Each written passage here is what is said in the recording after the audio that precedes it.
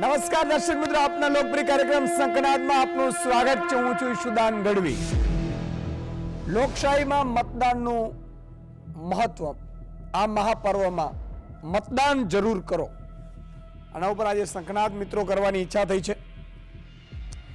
કારણ કે આ એક મતની કિંમત કેટલી છે, મતદાનનો અધિકાર આપણે મળ્યો છે, કઈ રીતે મળ્યો છે, આ અમૂલ્ય પવિત્ર મત કેટલું જરૂરી છે, એના ઉપર આપણે આજે વાત કરવી છે. જિંદગીમાં સારા લોકોની નિષ્ક્રિયતામાં દુર્જનો રાજ કરે છે. વાત વાતમાં આપણે એક વાત હંમેશા કહેતા હોઈએ છીએ કે મારે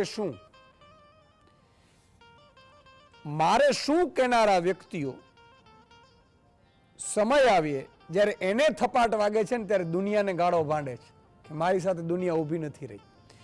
પણ એ જ વ્યક્તિ જો પોતાના આઈનામાં તપાસે ભૂતકાળમાં, તો એ જ વ્યક્તિ એવો હોય કે જ્યારે પડોશમાં આગ લાગી હોય તો કહેતો હોય મારે શું. કોઈ રસ્તા ઉપર જતો હોય, માતા બેન દીકરીની છેડતી થતી હોય અને કહેતો હોય કોણ છે, ઠીક છે, મારે શું. જ્યારે પોતાના ઉપર વીતે ત્યારે દુનિયાને ગાળો ભાંડતો હોય કે આ સમાજ કેવો છે, મારી સાથે ઉભો નથી રહેતો. જેવું કરો એવું ભરો, જેવું વાવો તેવું લણો, સૃષ્ટિનો નિયમ છે. અને મિત્રો, તમે સત્યના રસ્તે હોવ, સચ્ચાઈના રસ્તે હોવ, તો મેં પોતે જાતે અનુભવ કર્યો છે કે અસ્તિત્વ તમને મદદ કરતો હોય છે. અને પ્રકૃતિનો નિયમ છે. પ્રકૃતિમાં એક વાત એ સૌથી મજાની વાત છે.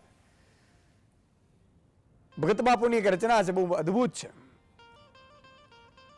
કે એક સર્જક સર્પનો કેવો કઠિન ઝેરી હશે અને એક સુંદર પવન લહેરાવતો મારો હરી કેવો લહેરી હશે. આ બધું જોવા તણી દિલ ઝંખના ખટકી રહી, બ્રહ્માંડમાં ભટકી રહી, મતી આખર અટકી રહી. દુનિયામાં ઘણા લોકોને એમ થતું કે આ આમ થઈ જશે તો હવે પૂરું જ થઈ જશે, આમ થશે તો આમ જ થશે, આમ થશે તો કાંઈ કોઈ દિવસ થતું નથી. સાહેબ, આ સૃષ્ટિનો નિયમ છે, યુગો યુગોથી ચાલતી આવી છે, યુગો યુગો સુધી ચાલતી રહેવાની છે. તમે ને હું માત્ર મહેમાન છીએ. એક બીજી પણ ભજન છે કે તું સાને ફરે છે ગુમાનમાં, તારે રહેવું ભાડાના મકાનમાં. તું સાને ફરે છે ગુમાનમાં, તારે રહેવું ભાડાના મકાનમાં. કાલે અમેરિકાની ટિકિટ કાપી હોય, પરમ દિવસે એની 2 દિવસ પછી અમેરિકામાં મીટિંગ હોય અને એરપોર્ટ જતા પહેલા જ હાર્ટ એટેકથી મૃત્યુ થાય, એવું પણ બની શકે. એક દીકરાના લગ્નનો પ્લાન કર્યું હોય, દીકરાના લગ્ન થાય એ પહેલા જ આપણે આ ધરતી ઉપરથી નીકળી જવું પડે, એવું પણ બની શકે. એક અગત્યનો કોન્ટ્રાક્ટ મળતો હોય હજારો કરોડનો, એ કોન્ટ્રાક્ટની સાઇન કરીને આપણે તૈયારી કરીને બેઠા હોઈએ, ખબર નહીં એ સાઇન કરીએ પહેલા કદાચ આ સૃષ્ટિ છોડીને વયું જવું પડે. એટલે આ બધું પંચ મહાભૂતથી બનેલું આ શરીર છે સાહેબ. આકાશ, પાણી, હવા, અગ્નિ. સુંદર વાત તમને કહું, મેં સાંભળેલી છે, સંતો મહંતો હોય તો કદાચ, અથવા તો વિદ્વાનો કહી શકે સાચી કે ખોટી. આપણો જ્યારે જન્મ થાય, દીપકભાઈ, આપણો જ્યારે જન્મ થાય અને જેટલા કિલ્લાના હોઈએ આપણે, કોઈ 2.5 કિલાનો બાળક હોય, વધારે તંદુરસ્ત 3 કિલાનો હોય, કોઈ 1.5 કિલાનો હોય, 1.5 કિલાનો હોય. સાહેબ, મજાની વાત એ છે કે જ્યારે આ દુનિયા છોડીને રાખ જે થાય ને, ત્યારે રાખ એટલા જ કિલ્લાની થાય છે. શું લાવ્યા, શું લઈ જવાનું છે, શું ભર્યું, શું ભરવાનું છે, કહેવાનું મતલબ એ છે કે સત્યની સાથે તમે જ્યોત જલાવો ને સાહેબ, તો મારો નાથ રાજી થાય. 2 રાજી કરવાના રસ્તા છે. કાં તો તમને લોકને રાજી કરો, કાં તો તમારા શહેનશાહોને રાજી કરો, અને કાં પ્રભુને રાજી કરો. નક્કી તમારે કરવાનું છે. પ્રભુને રાજી કરવા માટે શું જોઈએ છે? પ્રભુ ઈશ્વર છે. એક બહુ સુંદર એ રચના છે કે મેપા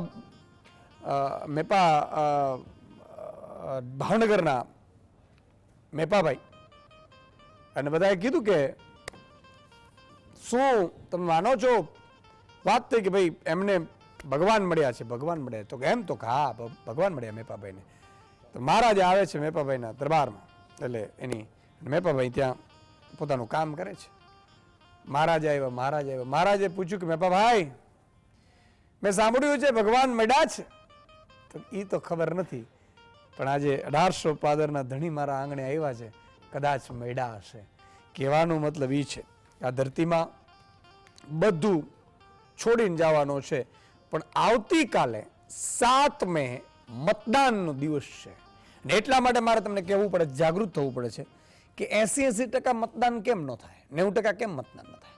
ને એટલા માટે દેશની સૌથી મોટી ચૂંટણી એટલે લોકસભાની ચૂંટણી આવતીકાલે 18મી લોકસભા ચૂંટણીના 3જા તબક્કાનું મતદાન થવાનું છે, જેમાં ગુજરાતની 26 માંથી 25 બેઠક પર મતદાન છે. આમ તો 26 માંથી 26 છે, પણ સુરતવાસીઓ માટે મતદાનનો અવસર આ વખતે નથી, કારણ કે ત્યાં બિનહરીફ થઈ છે.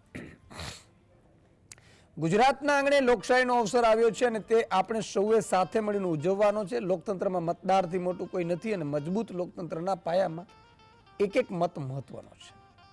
વિશ્વના સૌથી મોટા લોકતંત્રનો આપણે સૌ એક ભાગ છીએ, તેનો આપણને ગર્વ હોવું જોઈએ. પ્રત્યેક મતદારે તેના મતાધિકારનો ઉપયોગ જરૂર કરવો જોઈએ અને અચૂક મતદાન કરવું જોઈએ. દેશના યુવાનો લોકતંત્રને જાણે, સમજે અને તેના મૂલ્યવાન મતનો ઉપયોગ કરે તે ખૂબ જરૂરી છે. યુવાનોએ સમજવાની જરૂર છે કે મારો મત એ મારું ભવિષ્ય છે અને એક એક મતની તાકાત છે. તમારો એક મત દેશની દશા અને દિશા નક્કી કરે છે. આપણા એક મતથી આપણી ઈચ્છા મુજબની સરકાર રચી શકીએ છીએ, કારણ કે આપણે કેવા નેતાને પસંદ કરવા આપણા એક મતથી નક્કી થઈ શકે છે. એક મતથી 5 વર્ષનો સમય ખરાબ પણ થઈ શકે છે અને 5 વર્ષનો સમય સુવર્ણ યુગ પણ બની શકે છે. મારા કે તમારા એક મતથી શું થશે તેવી બડાઈ જીકતા કેટલાક લોકોએ ઇતિહાસ તપાસવાની જરૂર છે. એક મત વધારે મળવાથી હિટલર નાઝી પાર્ટીનો પ્રમુખ બન્યો હતો. હિટલર નાઝી પાર્ટીનો પ્રમુખ એક મત વધારે મળવાથી બન્યો હતો, અને કદાચ જો એક મત ઓછો મળત ને હિટલર ન બન્યો તો કદાચ જર્મનીમાં જે 3જું વિશ્વયુદ્ધ બધું થયું તો ના થયું, બની શકે. જોન તોનો જ વાત છે. માર્ચ 1917માં દેશના લોખંડી પુરુષ સરદાર પટેલ માત્ર એક મતના તફાવતથી અમદાવાદ મહાનગરપાલિકાની ચૂંટણી જીતી ગયા હતા. એક મતના તફાવતથી અટલજીની તત્કાલીન સરકાર તૂટી પડી હતી. 1999માં જ્યારે અટલ બિહારી વાજપેયીએ વિશ્વાસનો મત જીતવાનો હતો ત્યારે એક સંસદ સભ્યએ વાજપેયીના પક્ષમાં મતદાન કરવાનું વચન આપેલું, પરંતુ એમ ન થતા વાજપેયી જેવા પ્રામાણિક અને નિષ્ઠાવાન વ્યક્તિ વિશ્વાસનો મત ના જીતી શક્યા. માત્ર એક મતના લીધે વડાપ્રધાન પદ ગુમાવવાનો વારો આવ્યો હતો. 2008ની રાજસ્થાનની વિધાનસભાની ચૂંટણી વખતે નાથદ્વારા બેઠકથી શ્રી સીપી જોશી મુખ્યમંત્રી પદના ઉમેદવાર હતા. આ ચૂંટણીમાં સીપી જોશીને 62,215 મત મળ્યા હતા, જ્યારે એના હરીફ ઉમેદવાર કલ્યાણસિંહ ચૌહાણને 62,216 મત મળ્યા હતા. માત્ર એક મત માટે સીપી જોશી ચૂંટણી હારી ગયા હતા. વધુ આશ્ચર્યની વાત તો એ હતી કે આ ચૂંટણીમાં સીપી જોશીના માતા અને પત્ની મતદાન કરવા ગયા ન હતા. ન જાણી જાનકી નાતે કાલે શું થવાનું છે સમજો તમે. 2004ની કર્ણાટક વિધાનસભાની ચૂંટણીમાં SR કૃષ્ણમૂર્તિને 40,751 મત મળ્યા હતા, જ્યારે તેમના હરીફ ધ્રુવ નારાયણને 40,752 મત મળ્યા હતા. માત્ર એક મતથી કૃષ્ણમૂર્તિનો ધારાસભ્ય બનવાનું સપનું રોડાઈ ગયું હતું. આ ચૂંટણી વખતે કૃષ્ણમૂર્તિના ડ્રાઈવરે મતદાન કરવા જવા દેવાની મંજૂરી માંગી. એ પણ એમણે એવું કીધું કે એક મતથી શું ફેર પડે એમ માનીને કૃષ્ણમૂર્તિએ ડ્રાઈવરને મતદાન કરવા જવાની મંજૂરી આપી નહીં. એનું પરિણામ તેમને ભોગવવું પડ્યું. 2015માં મોહાલી મ્યુનિસિપલ કોર્પોરેશનની ચૂંટણી વખતે કુલવિંદર કૌર માત્ર એક મતથી અને હરીફ નિર્મલ કૌર સાથે ચૂંટણી હારી ગયા હતા. 2017માં મુંબઈ મહાનગરપાલિકાની ચૂંટણી વખતે સુરેન્દ્ર બાગલકર એક મતથી જીતી ગયા હતા. તેના હરીફ શ્રી અતુલ શાહે ફેર મતગણતરી કરતા બંનેને 5,946 મત મળ્યા હતા. બંનેને સરખા મત મળતા ચિઠ્ઠી ઉપાડીને ઉમેદવારની જીત નક્કી કરવાની હતી, જેમાં અતુલ શાહ જીતી ગયા હતા. માત્ર એક મતના કારણે સુરેન્દ્ર બાગલકરની જીતની હારમાં બદલાઈ ગઈ હતી. દુનિયાભરમાં આવી અગણિત ઘટનાઓ છે જ્યાં એક મતે આખી બાજી પલટી નાખી. 1961ની સાલમાં ઝાંઝીબારમાં એફ્રો સિરાજી પક્ષના એક ઉમેદવારે માત્ર એક મતથી જીતેલા, અને એ ઉમેદવાર જીત્યા એટલે પક્ષની 10 બેઠક થઈ ગઈ હતી. હરીફ પક્ષને 9 બેઠક મળી હતી. આમ એક મતના લીધે એફ્રો સિરાજી પક્ષની સરકાર પણ બની ગઈ. અમેરિકાના 17મા રાષ્ટ્રપ્રમુખ શ્રી એન્ડ્રુ યુ જોન્સન માત્ર એક મતથી બચી ગયા હતા, અને શ્રી રુથરફોર્ડ હેશ માત્ર એક મતથી અમેરિકાના 19મા રાષ્ટ્રપ્રમુખ બની ગયા હતા. મારે મિત્રો એટલા માટે આજે આ ચર્ચા આપણે કરીએ છીએ કે આવતીકાલે મતદાન છે, સવારે 7 થી સાંજે 6 સુધી મતદાન કરવાનું છે. આપ સૌને મારી વિનંતી છે કે મતદાન જરૂર કરવાનું છે. સારા વ્યક્તિઓ, સારા લોકો, સારી સરકાર એક મતથી બનતી હોય છે. આ તમામ મુદ્દાઓ પર ચર્ચા કરીશું. એ પહેલા એક સવાલ લઈ લઈએ, સવાલ પછી મહાનુભાવો સાથે ચર્ચા કરીશું. તમને પણ ફોન લાઈનમાં જોડીશું. આયોજન પંચના પ્રથમ ઉપાધ્યક્ષ કોણ હતા? એ જવાહરલાલ નહેરુ, બી સરદાર પટેલ, સી ગુલજારીલાલ નંદા, ડી ઇન્દિરા ગાંધી. તમારો જવાબ અમને વોટ્સઅપ કરો 70 16 31 13 12 નંબર પર. તમારું નામ અને ગામનું નામ ખાસ લખવું.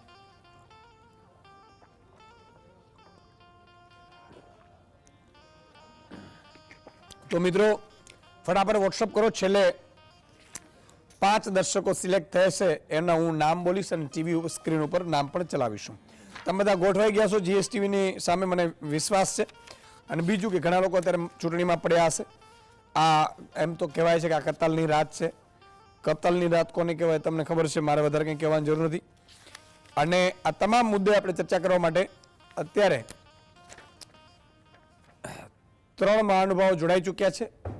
લોકશાહીમાં મતદાનનું મહત્વ ઉપર દીપકભાઈ અંતાણી છે, કલાકાર છે અને વરિષ્ઠ એનાલિસ્ટ છે. મહંત સુખરામદાસ બાપુ છે, ધર્મગુરુ છે. અને આદિત્ય ભટ્ટ છે, જાણીતા વકીલ છે. ત્રણેય મહાનુભાવોનું ખૂબ ખૂબ સ્વાગત છે. ફોન લાઈન પણ નીચે ફોન લાઈન ચાલુ હશે. દર્શક મિત્રોને પણ જોડીશું આપણે આજે, કારણ કે આજે આપણે ટીકા ટિપ્પણી ઉપર નહીં જઈએ. આજે આપણે મતદાનની જાગૃતિ, મતદાન શું છે, મતદાન કેમ કરવું જોઈએ, મતદાન શેના માટે થવું જોઈએ, એ જાગૃતિને લઈને આજે આપણે સંકનાદ કરવા બેઠા છીએ. મિત્રો અહીંથી તમે અમેરિકા રહેવા જાઓ, કદાચ અમેરિકા ફરવા જાઓ, તો તમને મને મતદાનનો અધિકાર નથી મળતો. ત્યાંના રેસિડન્ટ બનવા માટે બહુ મથામણ કરવી પડશે, ગ્રીન કાર્ડથી માંડીને બધા. એ થયા પછી તમને ત્યાં મતદાનનો અધિકાર મળે. પણ મતદાનનો અધિકાર મેળવવું ને બહુ જ અગત્યનું હોય છે. એના માટે ખૂબ મોટી મશક્કત કરવી પડે છે. ત્યારે આપણે ભારત દેશમાં 140 કરોડ લોકો છે અને એમાંથી અત્યારે 92-95 કરોડ મતદારો છે.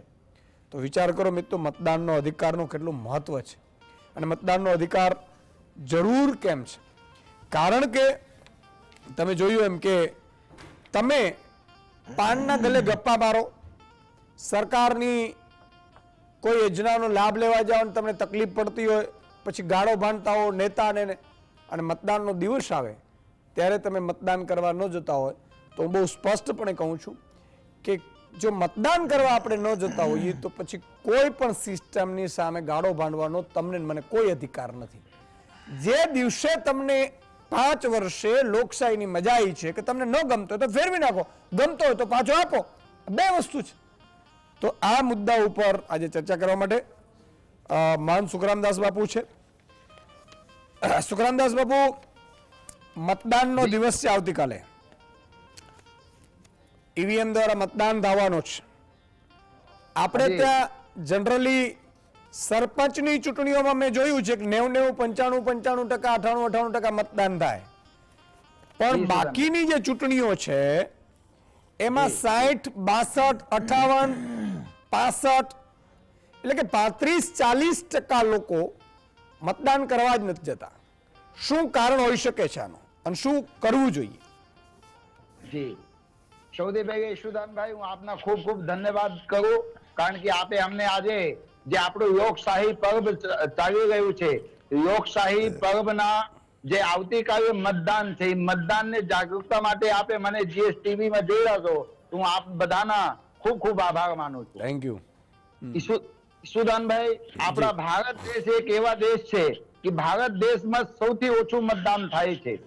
કારણ કે આ ભારત દેશની અંદર થોડુંક જે પણ કંઈક બેદરકારી હોય, જે પણ કંઈક હોય, ભારત દેશની અંદર લોકો જાય છે અને જોઈને આવી જાય કે ભીડ થોડી ઓછી થાય પછી જશું, પછી આવું આળસ કરતા કરતા સાંજ પડી જાય, પછી મતદાનના ટાઈમ પણ પૂરું થઈ જાય. એટલે ભારત દેશની અંદર જે ભારતના નાગરિકો છે એ બધા થોડું આળસુ કહી શકાય. પણ હવે આધુનિક યુગ આવ્યું છે અને કંઈક ના કંઈક જાગૃતતા આવી છે લોકોમાં, એટલે હવે મતદાનના પ્રતિશત વધશે લગભગ આ વર્ષથી. અને આપ જેવા મીડિયાઓને માધ્યમથી લોકો જોઈને લોકોની અંદર ખૂબ જ જાગૃતતા આવી છે ઈસુદાનભાઈ. બિલકુલ બાપુ, તમે બહુ જ સાચી વાત કરી. મિત્રો, 1 જાન્યુઆરી 18 વર્ષની ઉંમર પૂર્ણ કરનાર ભારતીય નાગરિક પોતાનું નામ મતદાર યાદીમાં નોંધાવી શકે છે. આ માટે વ્યક્તિએ ફોર્મ 6 ભરવાનું રહે છે. આ ફોર્મ બૂથ કક્ષાના ઓફિસર અથવા BLO પાસેથી મેળવી શકાશે.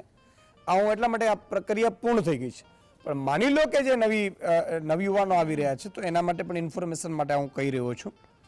બરાબર છે. આ ફોર્મ voteresi.government.in ઉપરથી ઓનલાઈન પણ મળી શકે છે. ફોર્મમાં તમારે અન્ય વિગતોની સાથે આધાર નંબર પણ આપવાનો રહે છે. જેની પાસે આધાર કાર્ડ નથી તે આ ફોર્મ તે પણ ભરી શકે છે.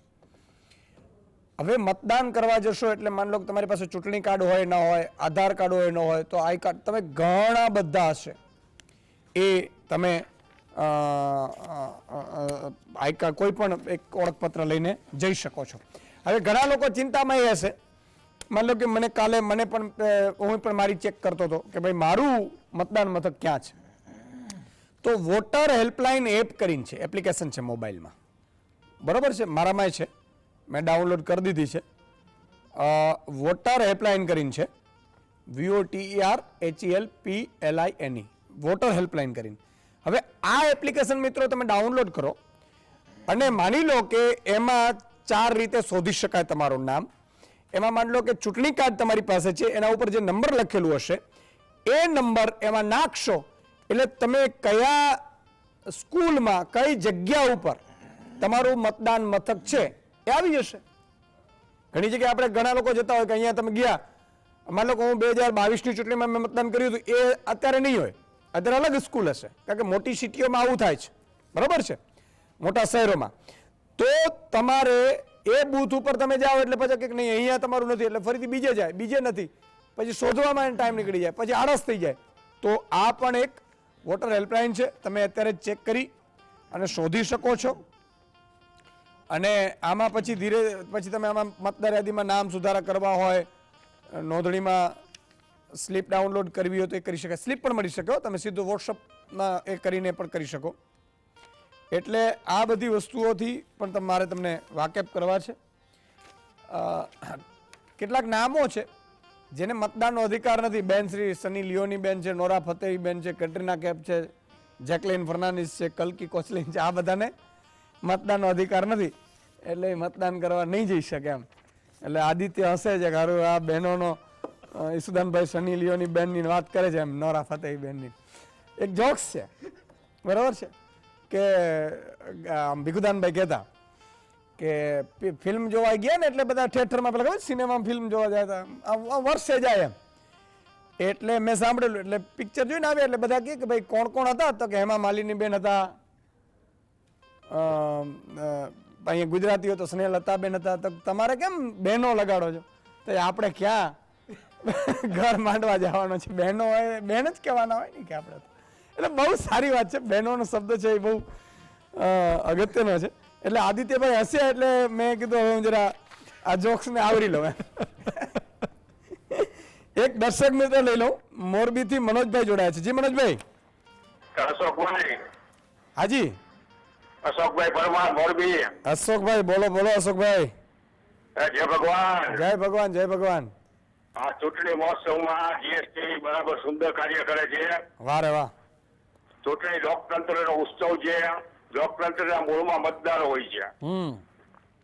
હવે આ લોકસભાની ચૂંટણીમાં ટકાવારી સતત ઘટતી જોવા મળે છે. એટલે મતનું મૂલ્ય સમજી અને આ પવિત્ર ફરજ આપણે બજાવવા ઉત્સુક છીએ અને વટથી આપણે મતદાન કરીશું. બરોબર. મારી અપીલ છે. હું મોરબીથી બોલું છું અને આ વિશે સ્લોગન પણ લખું છું. સ્કેચ સ્પર્ધામાં ભાગ પણ લીધો છે. વાહ. ફૂલછાપ દ્વારા આયોજિત છે એ મતદાન અંગે સ્લોગન સ્કેચ સ્પર્ધા અને સ્કેચ બનાવીને જાહેર બોર્ડ ઉપર મેં મૂકેલા છે. વાહ રે વાહ. ખૂબ ખૂબ આભાર અશોકભાઈ. તો અશોકભાઈ હતા કે એમણે આ વાત કીધી. દીપકભાઈ, જે રીતે લોકશાહીનો પર્વ છે, આપણે કહીએ છીએ કે મતદાન ખૂબ પવિત્ર છે, પવિત્ર તહેવાર જેવું છે. 3 ઉત્સવો છે હું માનું છું કે દીકરાના લગ્ન કરતાં પણ ઇમ્પોર્ટન્ટ છે. દીકરાના લગ્ન હોય તો તમારા દીકરાના લગ્ન, મારા દીકરાના લગ્ન હોય તો આપણે પહોંચીએ છીએ, ખબર, તૈયારીઓ કરીએ 2-4 મહિનાથી. અને કોઈ એમ કે એક કામ કરો ને દીપકભાઈ, તમે જરા મારી ત્યાં ફરવા આવી જાઓ ને, તો આપણે દીકરાના લગ્ન જાતા નથી. બરાબર છે. 15મી ઓગસ્ટ, 26મી જાન્યુઆરી અને મતદાનનો દિવસ, આ ત્રણે દીકરાના લગ્ન કરતા પણ ઇમ્પોર્ટન્ટ હોય છે. દીકરાના લગ્નમાં માની લો કદાચ બાપ કે મમ્મી કે ભાઈ પહોંચી ન શક્યા, માની લો, તો એ દીકરો પરણી જશે. બરોબર છે. બહુ નુકસાન નથી, સમાજને કઈ નુકસાન નથી. માની લો બાપુજી ન પહોંચી શકે તો એમ કે ભાઈ દીપકભાઈ પહોંચી ન શકે એના દીકરાઓને. પણ એક મતના કારણે કોઈ ડફોળ, કોઈ ભ્રષ્ટાચારી, કોઈ બુચિશિયો એ આવી ગયો તો એ દેશની, રાજ્યની, તાલુકાની, જિલ્લાની કે આખા સંસદની પથારી ફેરવી નાખશે, જેને દેશી ભાષામાં કહીએ. તો મતદાન કેટલું જરૂરી છે ને શું કહો છો તમે? આ મતદાનને હું યશુદાનભાઈ એક જવાબદારી સમજુ છું. એ આમ તો આપણને બંધારણમાં મળેલો એક વિશેષાધિકાર છે. આપણે એને વિશેષાધિકાર કહીએ છીએ, કારણ કે દરેક નાગરિકને એનો પોતાનો શાસક, એના પોતાના વિસ્તારનો પ્રતિનિધિ ચૂંટવાનો હક આપણને બંધારણમાં આપવામાં આવ્યો છે. આ એક બહુ જ અમૂલ્ય હક છે, અધિકાર છે, આપણી ફરજ પણ છે અને આપણી જવાબદારી પણ છે.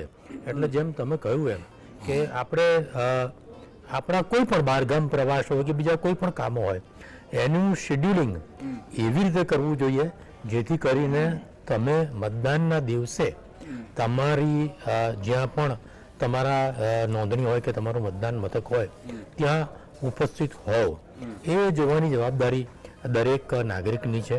આ સૌથી મોટો વિશ્વનો લોકશાહી દેશ છે, સૌથી મોટી લોકશાહી છે, સૌથી વધુ મતદારો આ દેશમાં છે. એટલે લોકશાહી નો આત્મા એ આ ચૂંટણીનું પર્વ છે અને મતદાન મથક એનું મંદિર છે એમ માનીને આપણે સૌએ મતદાન કરવા જવું જ જોઈએ. આ મતદાનની તૈયારીઓ લગભગ એકાદ વર્ષ પહેલાંથી ચાલતી હોય છે, કારણ કે એના મતદાન મથકો, એની મતપેટીઓ, એના EVM, એની મતદાર યાદી વગેરે ખૂબ લાંબી આ પ્રક્રિયાની અંદર લાખો લોકો સંકળાયેલા હોય છે. અત્યારે આટલા તડકામાં પણ જે શિક્ષકો કે પ્રોફેસર્સ કે જે કંઈ પણ અધિકારીઓને આ આવતીકાલના પર્વની જવાબદારી સોંપવામાં આવી છે, એ લોકો દિવસ રાત તડકાની અંદર આટલી ગરમીમાં પણ આ કાર્યવાહીમાં જોડાયેલા રહે છે અને સતત કામ કરી રહ્યા છે. અમુક અધિકારીઓને રાત્રે પણ રોકાણ કરવું પડે છે. એ જ રીતે પોલીસ અધિકારીઓ હોય છે. આ વખતે વિશેષ વ્યવસ્થાઓ, સખી મતદાન કેન્દ્રોની, આટલી ગરમી છે એટલે ORS ની વ્યવસ્થા, ડૉક્ટરની વ્યવસ્થા, આ બધી પણ સરકારે અને ચૂંટણી પંચે ધ્યાન રાખ્યું છે જેથી કરીને ન્યાયપૂર્ણ રીતે, નિષ્પક્ષ રીતે, શાંતિપૂર્ણ રીતે આ મતદાન થઈ શકે. જ્યારે આટલું મોટું તંત્ર આની પાછળ સંકળાયેલું હોય અને લોકશાહીનો તો મોટો જ છે કે for the people, by the people, of the people. આ લોકો માટેનું પર્વ છે, લોકોનું પર્વ છે, લોકોએ પોતાનો શાસક ચૂંટવાનો છે, ત્યારે આને ઉત્સવની જેમ આપણે ઉજવવું જોઈએ. અને આપણા એક મતની શું કિંમત, એવું વિચારવાને બદલે આપણે આપણો મત આપવો જ જોઈએ અને બીજાને પણ એ આપવા માટેની ફરજ બજાવવી જોઈએ. આપણે જેમ કહ્યું એમ એક મતને લીધે હિટલરથી માંડીને અટલ બિહારી વાજપેયીથી માંડીને સરદાર પટેલ સુધીનાને પોતાની સીટ ગુમાવવાનો કે હાર જીતના દાખલાઓ ઇતિહાસમાં બનેલા છે. એટલે એક એક મતનું ખૂબ જ મહત્વ છે. એ મહત્વને સમજીને આપણે ચોક્કસ એમાં યોગદાન આપવું જ જોઈએ એવું મારું સ્પષ્ટપણે માનવું છે. અને હું તો કહું છું કે સાહેબ આ બરોબર છે, આપણે આગલે દિવસે કાર્યક્રમ કર્યો, પણ વિવિધ મીડિયાએ 6-1 મહિના પહેલાથી આ પ્રકારના મતદાન જાગૃતિ કાર્યક્રમો કરવા જોઈએ જેથી કરીને મતદાન યાદીમાં તમારું નામ છે કે નહીં તમારા વિસ્તારમાં છે કે નહીં, તમે ટ્રાન્સફર થયા છે કોઈ જગ્યાએથી તો એ જગ્યાએ તમારું નામ પણ મતદાર યાદીમાં ટ્રાન્સફર થયું છે કે નહીં, એ જોવાની જવાબદારી આપણી છે. એ જાગૃતિ કેળવવાની જવાબદારી આપણી છે. અને હવે તો બધું ઓનલાઈન અને સરળ થઈ ગયું છે. એટલે જ્યારે પણ આળસમાં ન રહી અને કદાચ આ ચૂંટણીમાં કોઈ ચૂકી ગયું હોય પણ બીજી ચૂંટણીમાં આવું ન થાય એનું પણ ધ્યાન રાખવું જોઈએ. અને મારી આપ જેવા મીડિયાઓને ઈશુદાનભાઈ વિનંતી છે કે 6 મહિના પહેલાથી આ મતદાન યાદીમાં નામ આવે અને પોતાનો મત નિષ્ફળ ન જાય કે ન આપી શકે એવું ન થાય એવી જાગૃતિના કાર્યક્રમો પણ મીડિયાએ કરવા જોઈએ. બિલકુલ, બહુ સાચી વાત છે. એકાદ દર્શક મિત્ર લઈ લઈએ. રાજકોટથી રામજીભાઈ જોડાયા છે. જી રામજીભાઈ. જય માતાજી. ઈશુદાનભાઈ ગઢવી. જય માતા, જય માતાજી. મતમાં તો ઉત્સાહ છે, મતદાન તો કરવાના જ છે ઉત્સાહથી, પણ મત હારો આ બીજે વયો જાય છે, એનું શું કરવાનું? મત તો કરી જ છે દર વખતે, મત પણ બીજે વયો જાય છે. તમારો ઈશારો હું સમજી ગયો, પણ મુદ્દો એ છે કે સુપ્રીમ કોર્ટે પણ હવે કહ્યું છે, બધું ચેક કર્યું સુપ્રીમ કોર્ટે.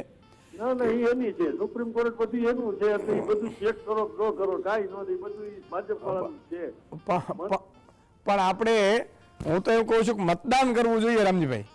અને અને આગામી સમયમાં એ લડાઈ જો જન આંદોલન વધશે તો એનો પણ એમાંથી કંઈક રસ્તો આવશે, નહીં આવે એવું નથી. એટલે એ કરીશું. ખૂબ ખૂબ આભાર રામજીભાઈ. નરેન્દ્રભાઈ જોડાયા છે મહુધા. હાજી નરેન્દ્રભાઈ. હાજી બોલો બોલો. હા બોલો બોલો. બસ ઈશુદાનભાઈ જોડે વાત કરવી છે. ઈશુદાન ગઢવી જ વાત કરું છું. બોલો બોલો. હાજી સાહેબ, જય માતાજી. જય માતા, જય માતાજી. હા મૌદાથી. હા મહુધા, બરોબર સમજી ગયો. હા બોલો. મૌદાથી નરેન્દ્રભાઈ બોલું સાહેબ. વાહ નરેન્દ્રભાઈ વાહ, બોલો બોલો. હા બસ આપણા સ્ક્રીન ઉપર જે દેખાય છે હા એક એક. હા ઈશુદાનભાઈ જય માતાજી. જય માતા, જય માતાજી.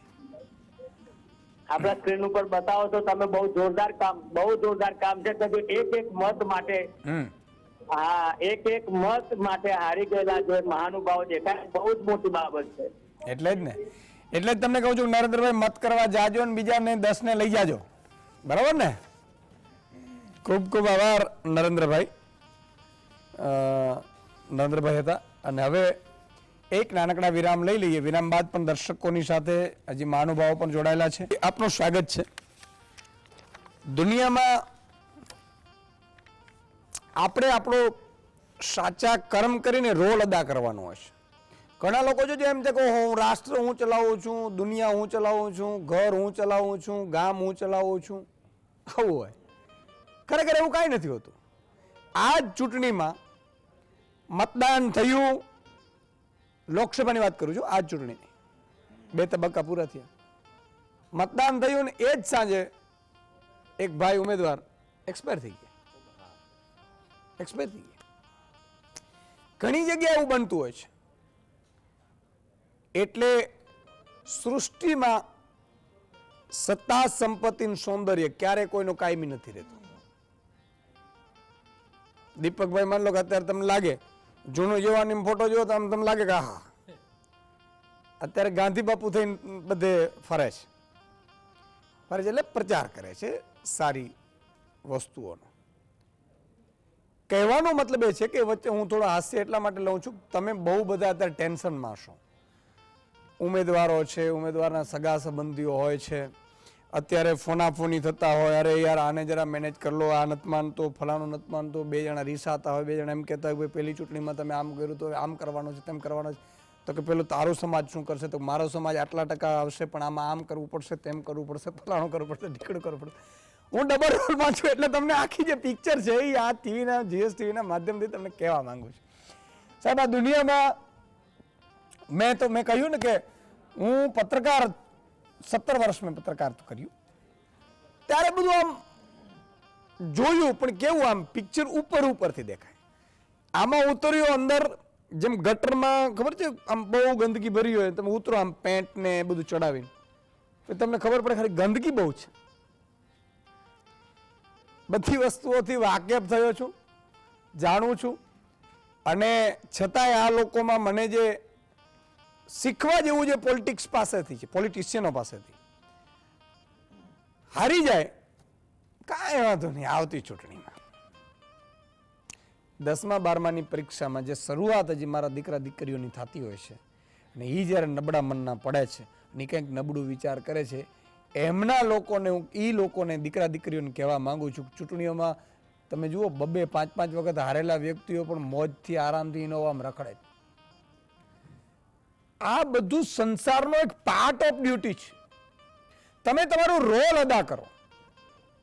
2 પ્રકારના હોય, ભગવાન ઈશ્વરે 2 શક્તિઓ મોકલી હોય, એક આસુરી હોય, એક દેવી હોય. દેવી શક્તિ છે એનું કામ કરતી હોય, આસુરી શક્તિ એનું કામ કરતી હોય. પછી ફિલ્મો બનાવડા દીપકભાઈ જેવા હોય, એ લોકો ફિલ્મ બનાવે, સ્ક્રિપ્ટ રાખે, એટલે એમાં એવું જ કરે, આ હીરો આ વિલન, બરાબર છે, એ આ દેવી શક્તિ આસુરી શક્તિ, અને એ એનો રોલ કરતી હોય. અને વિલનો હોય ને હોશિયાર બહુ હોય. હાજુ વિલન હોશિયાર બહુ હોય, પણ હાર છેલ્લે વિલનની થતી હોય છે. એટલે આ દુનિયા છે. આદિત્યભાઈ તમારી પાસે આવવા માંગુ છું. મતદાન 60-62%, 65% માન એટલે પહોંચતું હોય છે. વર્ષોથી આઝાદીના 75 વર્ષ થયા. આપણે સમજી શકીએ કે ચાલો પોલિયો માટે અભિયાન ચડાવ્યું, જાગૃતિ થઈ, ઘરે ઘરે પહોંચ્યું, અલ્ટિમેટે આવ્યું કે પોલિયોથી આપણો દેશ નાબૂદ થયો.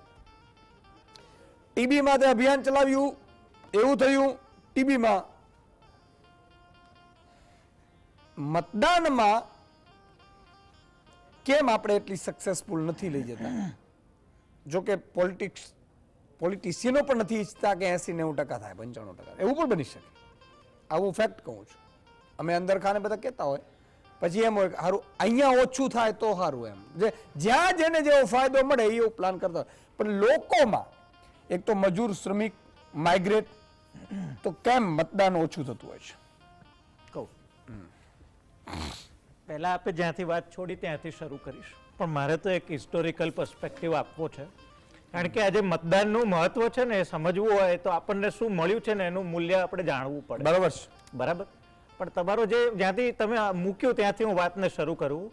હકીકતે જ્યારે 40-50, 40-45% મતદાન થાય ને એટલે પાર્ટી એ હોય કે પાર્ટી બી હોય અને એવું લાગે કે અમે સત્તામાં આવી ગયા.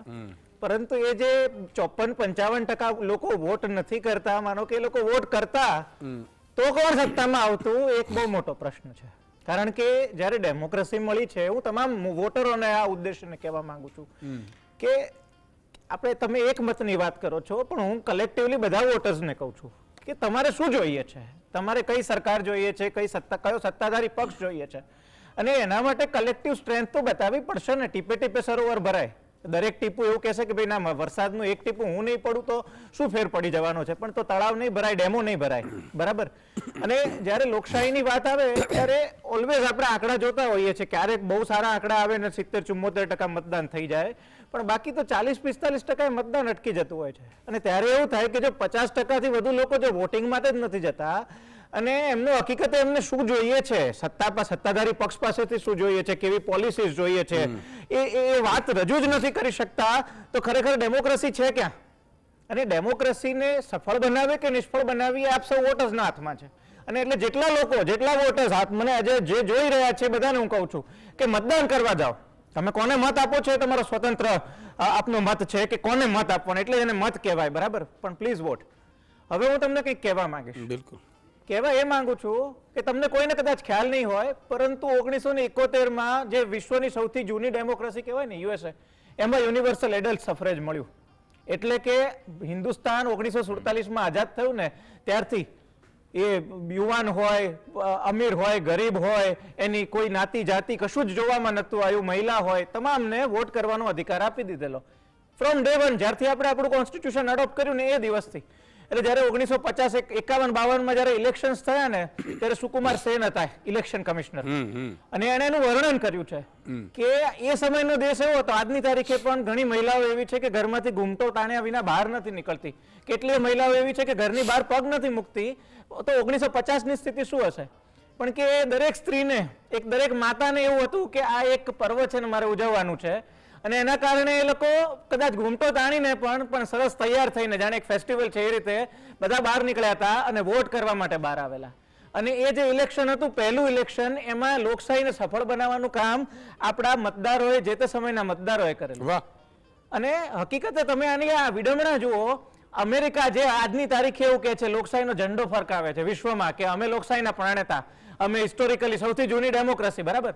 તો જો તમે જૂની ડેમોક્રેસી છો, તમે તો 71 વોટિંગ રાઇટ આપ્યા, યુનિવર્સલ એડલ્ટ સફરેજ, કે પહેલા આફ્રિકનોને રાઇટ નતા, પછી અમેરિકન ઇન્ડિયનને રાઇટ નતા, યુથને રાઇટ નતા, મહિલાઓને રાઇટ નતા, ધીરે ધીરે કરીને વચમાં એવું હતું કે ઇલેક્શન માટે તમારે ટેક્સ ભરવો પડતો હતો.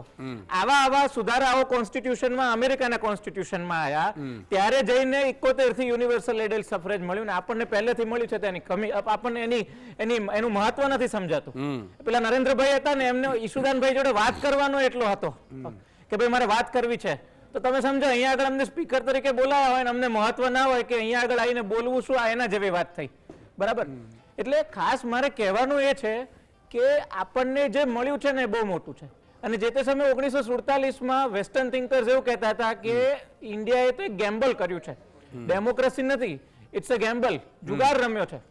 કારણ કે જોવા જઈએ ને તો જે તે સમયે પાકિસ્તાને તો ત્યારથી જ ડિક્ટેટરશીપ એડોપ્ટ કરી લીધેલી, પણ માત્ર પાકિસ્તાન નતું, તે વખતના દરેક દેશ, તમે અબ્દુલ નાસરની વાત કરો ને તો અબ્દુલ નાસર ઇજિપ્તની અંદર, યુગાન્ડાની અંદર ઈદી અમીન, મુઅમ્મર ગદ્દાફી લિબિયાની અંદર, જેટલા દેશોને યુરોપિયન કોલોનાઇઝેશન પાસેથી આઝાદી મળી, એ લોકો એક કે બીજા પ્રકારે ડિક્ટેટરશીપ જ અપનાવેલી.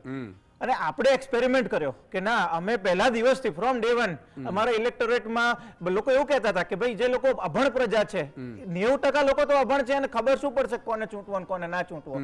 અને જે તે સમયના આપણા બંધારણના ઘડવૈયાએ એવું કીધું કે જે સમજ છે પરંતુ તમામ ભારતીયો વોટ આપશે, એની ઉંમર 21 વર્ષથી વધારે હશે એ લોકો વોટ આપશે. તો એ જે આપણને બહુમૂલ્ય વારસો આપીને ગયા છે, વારસો જાળવવા માટે, એનું મહત્વ સ્વીકારવા માટે થઈને કાલે વોટ કરવો જોઈએ, એવું મારું કહેવું છે.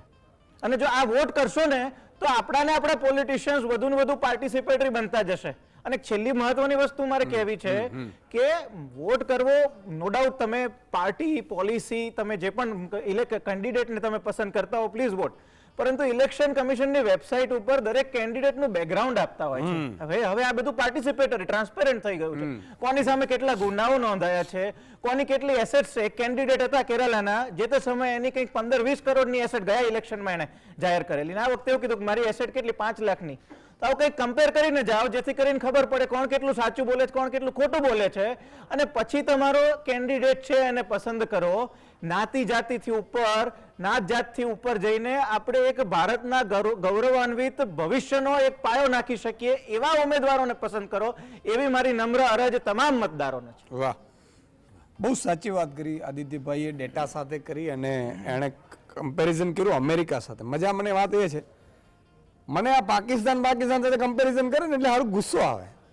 એટલે શું છે ભાઈ, આ પાકિસ્તાન તો આર્મીનો શાસન છે ભાઈ, 80%. તો એમાં શું એની કમ્પેરિઝન કરવાની, અને આપણે પેલામાંથી છૂટવું પડેલું છે શું એમાં. ઠીક છે, એ વાત. બીજા નંબરની જે એક દર્શક મિત્ર જોડાયા છે, રમેશભાઈ સોમનાથથી. જી રમેશભાઈ. નમસ્કાર સાહેબ. નમસ્કાર સાહેબ, મારો એક જ પ્રશ્ન છે હા. કે અત્યારે ચૂંટણીના પર્વમાં બધાને મતદાન કરવું જોઈએ.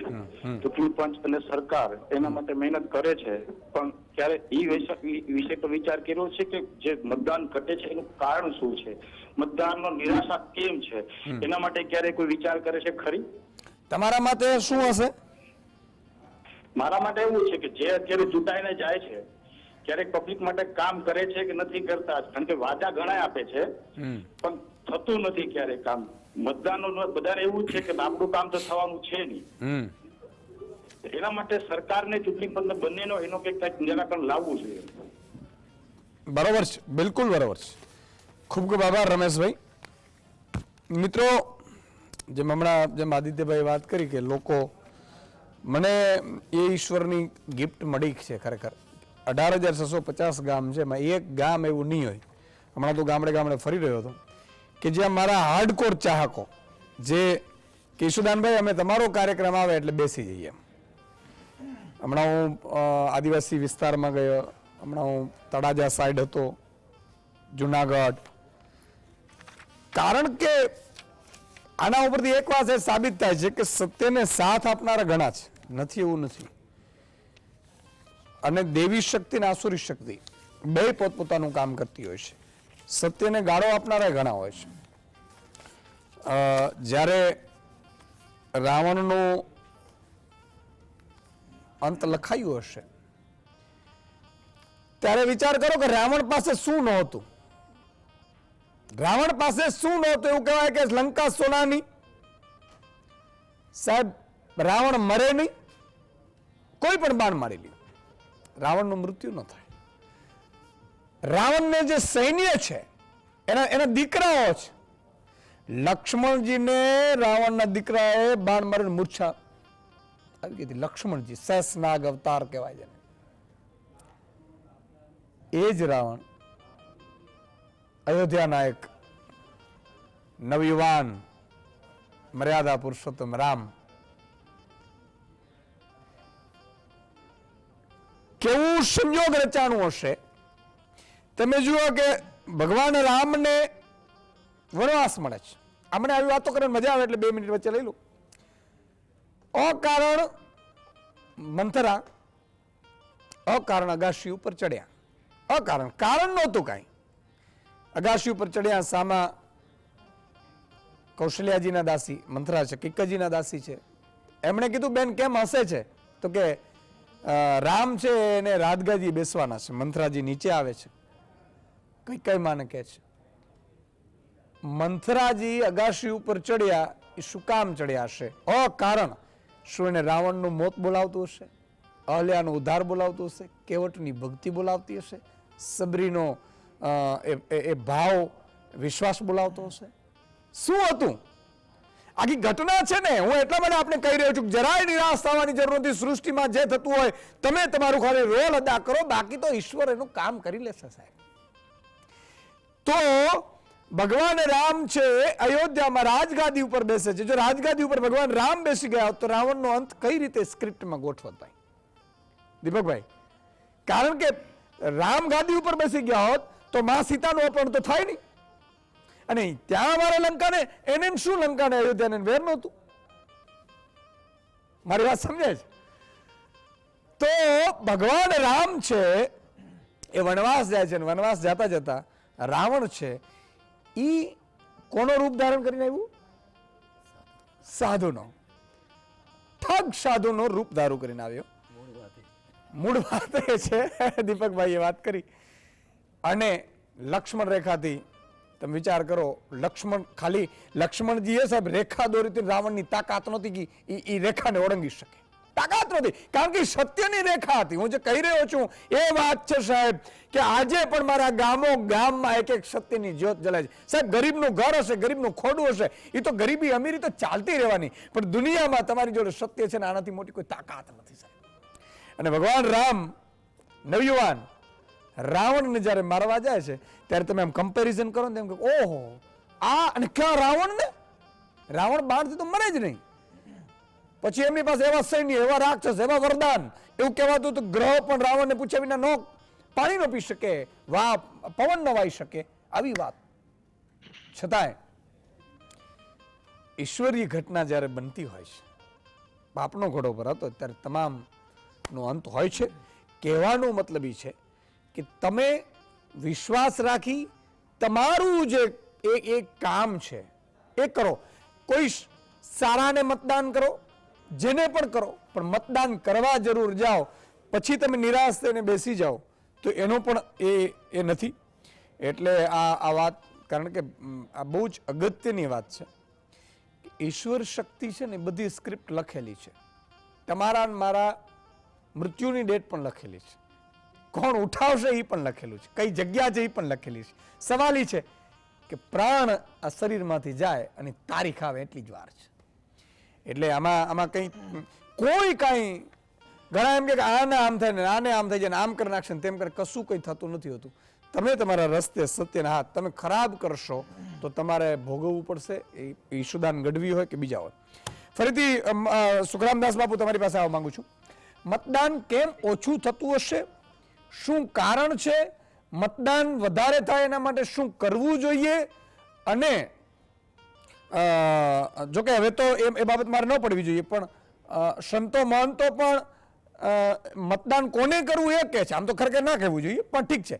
એ પણ મતદાન ટકાવારી કેમ ઘટી રહી છે ને કેમ વધારવી જોઈએ? જી ઈશુદાનભાઈ, આપની વાત બહુ સાચી છે. અને અત્યારે આ કળયુગ છે. કળયુગ ની અંદર આપણે ધૈર્ય નહીં હોઈશું એવું બધું થશે. અને આપ તો એક શક્તિના ઉપાસક છો એટલે આપને બધી ખબર જ છે, અને આપ તો આ ફિલ્ડ ની અંદર છો જ, અને આપ મેંદડામાં પણ આવ્યા હતા, મેંદડામાં પણ આપના કાર્યક્રમ કર્યા હતા.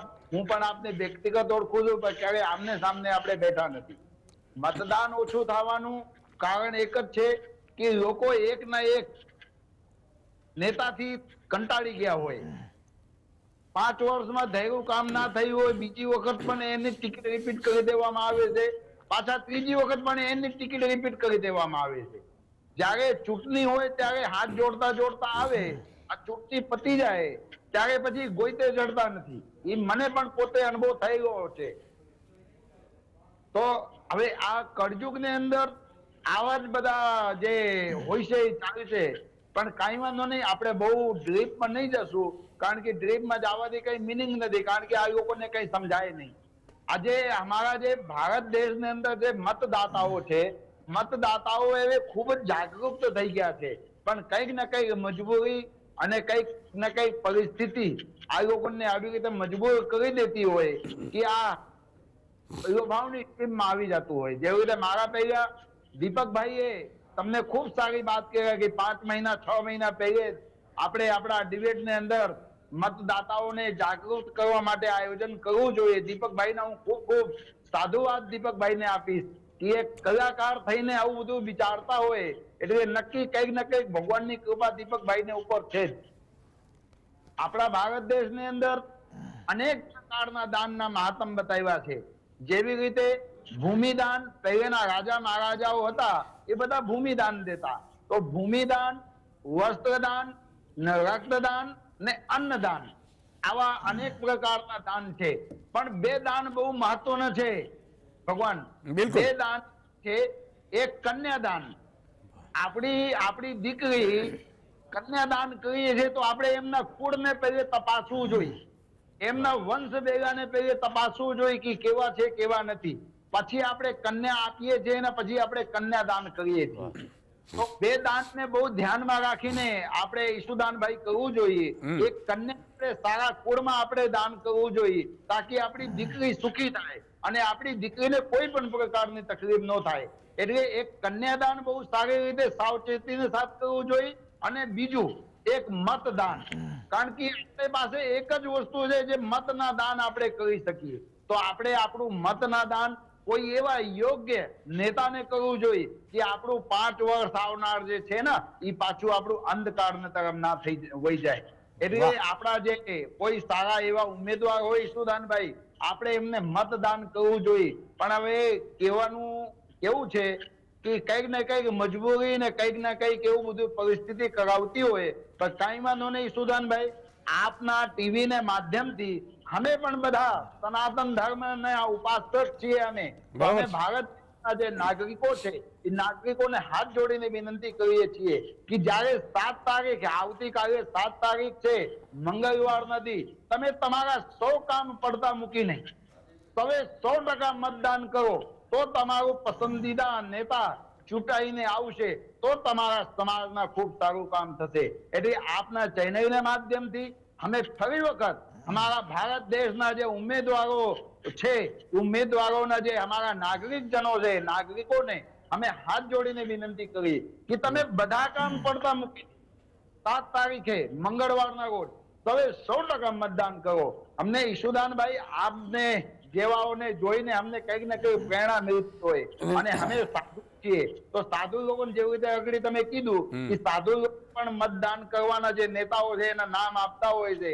પણ એ કળયુગ છે, કળયુગના પ્રમાણ છે. દીપક આવે ઈશુદાનભાઈ. બિલકુલ બિલકુલ સુખરામદાસ બાપુ બહુ જ સાચી વાત કરી. અને આ ધીરે ધીરે પ્રભુત્વ એટલા માટે કલિયુગનું વધતો જવાનો છે, ઘટવાનો નથી. એટલે એમાં દુઃખી થવાનું, નિરાશ થવાની જરૂર નથી. યદા યદા એ ધર્મસ્ય જ્ઞાની ભવતુ વારી, આ બધું થવાનું છે. પણ આપણે, તમે બાપુએ બહુ સારી વાત કરી કે ભાઈ આપણે સૌએ મતદાન કરવા જવાનું, એ બહુ જ જરૂરી છે.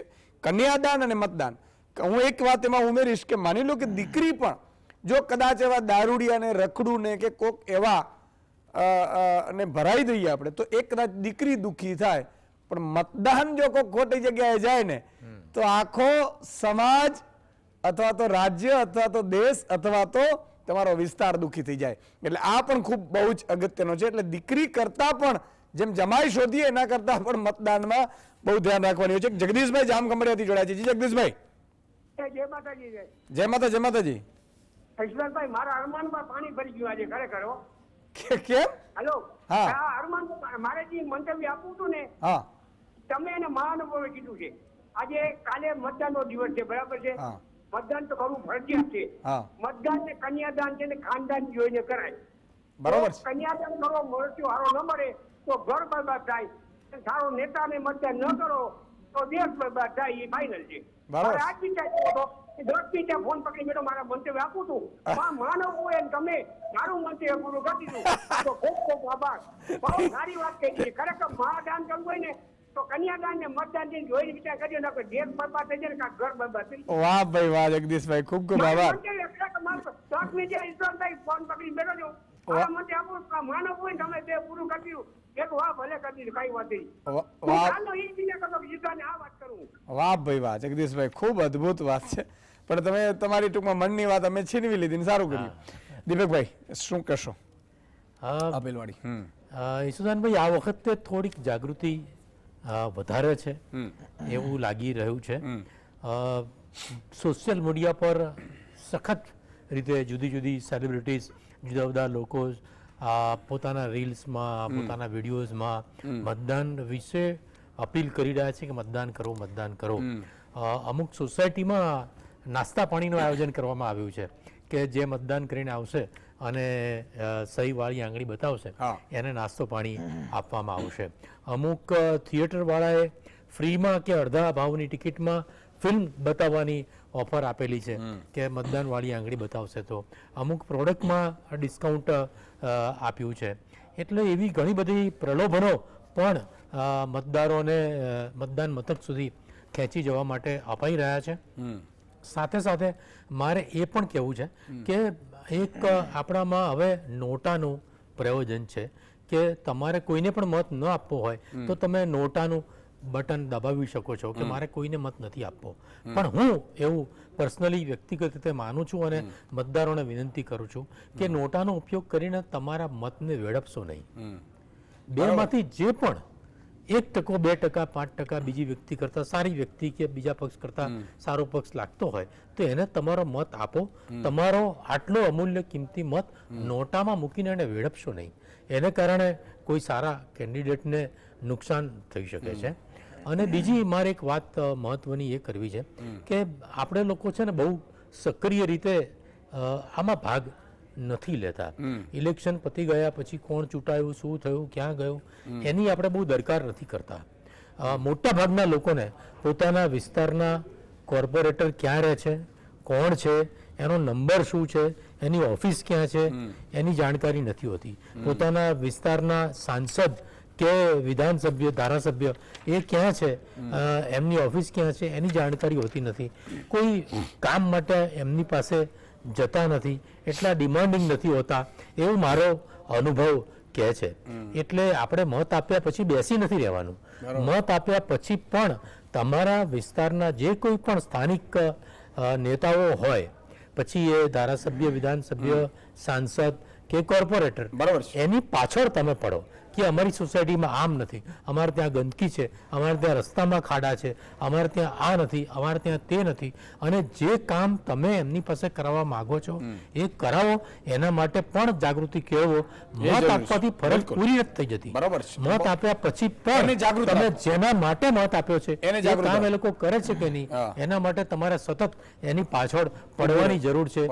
એટલા સક્રિય રીતે રાજકારણમાં તમારે ભાગ લેવો જોઈએ. બિલકુલ. આદિત્યભાઈ, પહેલા તો જે દીપકભાઈએ કીધું ને એની એ વાત સાથે હું સહમતિ મારી રજૂ કરું છું. કારણ કે નોટાનું બટન છે ને મારે થોડુંક નાનું એનાલિસિસ આપવું છે. એક પુલ ફેક્ટર હોય ને એક પુશ ફેક્ટર હોય. પુલ ફેક્ટર એટલે એ ઉમેદવાર જ એટલો પાવરફુલ છે કે એના બધા વોટ છે એની તરફ કેન્દ્રિત કરે છે. બીજું એવું છે કે લોકોને એવું છે કે આ નથી જોતો, પરંતુ એનો જે બીજો જે ઉમેદવાર છે એના વિશે એટલી જાણકારી નથી, એટલે એનું કોઈ પુલ ફેક્ટર નથી. પણ પુશ ફેક્ટર છે કે આને નનૈયો આપવો છે, બરાબર. એટલે માનો કે એક કેન્ડિડેટ છે એ 25% વોટ ભેગા કરી રહ્યો છે, બીજો 15% ભેગા કરી રહ્યો છે, પરંતુ પેલા જે નોટામાં જતા રહે છે એના કારણે 25% વાળો કેન્ડિડેટ જીતી જાય છે. પરંતુ પહેલા એવું થતું હતું કે જે 25% વાળો છે એનું પુલ ફેક્ટર ઘટ્યું, પણ પુશ ફેક્ટરના કારણે બીજા જે ઉમેદવાર છે પેલા ના પાડવા માટે થઈને બીજાને હા પડતી. પરંતુ એના કારણે થતું હતું એવું કે ક્યારેક જે શફલિંગની પ્રોસેસ છે ડેમોક્રેસીની અંદર એ ક્યાંક ને ક્યાંક વધુ ઇફેક્ટિવલી એક્ટિવેટેડ રહેતી હતી. એટલે તમે તમારો કેન્ડિડેટ ચૂઝ કરો, આપનો હક છે, આપનો અધિકાર છે, પરંતુ શક્ય હોય ત્યાં સુધી નોટાનો પ્રયોગ કરીને પોતાનો મત ના વેડપશો.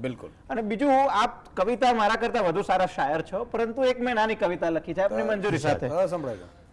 એક એક મતનું મૂલ્ય છે અપાર, એક એક મતનું મૂલ્ય છે અપાર, દરેક મતદાન કરે છે ભવિષ્ય સાકાર, તારો મત તારો અધિકાર, લોકશાહીમાં એ તારું સુંદર હથિયાર, દરેક મત મહત્વનો છે, તારો મત તારો અવાજ છે, લોકશાહીમાં તારું યોગદાન છે, મતદાન એ તારું સન્માન છે. એટલે હું દરેક વોટરને એ કહીશ, બિલકુલ પ્લીઝ વોટ. જેના પણ માટે આપને જેના પણ માટે સાચી વાત કરી કે સમયનો અભાવ છે એટલે આદિત્યભાઈ, મહંત સુખરામદાસ બાપુ અને દીપકભાઈ તમામનો ખૂબ ખૂબ આભાર. દર્શક મિત્રો જોડાઈ શક્યા ન જોડાઈ શક્યા એમનો પણ ખૂબ ખૂબ આભાર. મિત્રો મત જરૂર કરજો. આવતીકાલે સવારે 7 વાગ્યાથી લાઈનો લગાડી અને તમને જે ગમતું હોય, તમને જે પસંદ હોય એ વ્યક્તિ, પાર્ટી જે પણ મતદાન કરવા જરૂર નીકળો. સવાલનો જવાબ લઈ લઈએ. આયોજન પંચના પ્રથમ ઉપાધ્યક્ષ કોણ હતા? જવાબ છે ગુલજારીલાલ નંદા. સાચો જવાબ આપનાર ઘણા છે, લેકિન 5 દર્શક મિત્રો સિલેક્ટ થયા છે. ડિમ્પલ બેન પરમાર અમદાવાદ, પ્રવીણસિંહ વાઘેલા સુરેન્દ્રનગર, હર્ષદસિંહ વિહોલ કુકરવાડા વિજાપુર, હેમંત પરમાર કોટડા પોરબંદર, લક્ષ્મી બેન વસાવા અંકલેશ્વર. આ તમામ મિત્રો છે કે જેમણે સિલેક્ટ થયા છે સાચા જવાબ આપવામાં. તો આજે બસ આટલું જ. આવતીકાલે મતદાન કરવા જરૂર જજો. લોકશાહીનો પર્વ છે, સૌથી મોટું પર્વ છે. જય હિન્દ, જય ભારત, ભારત માતા કી જય.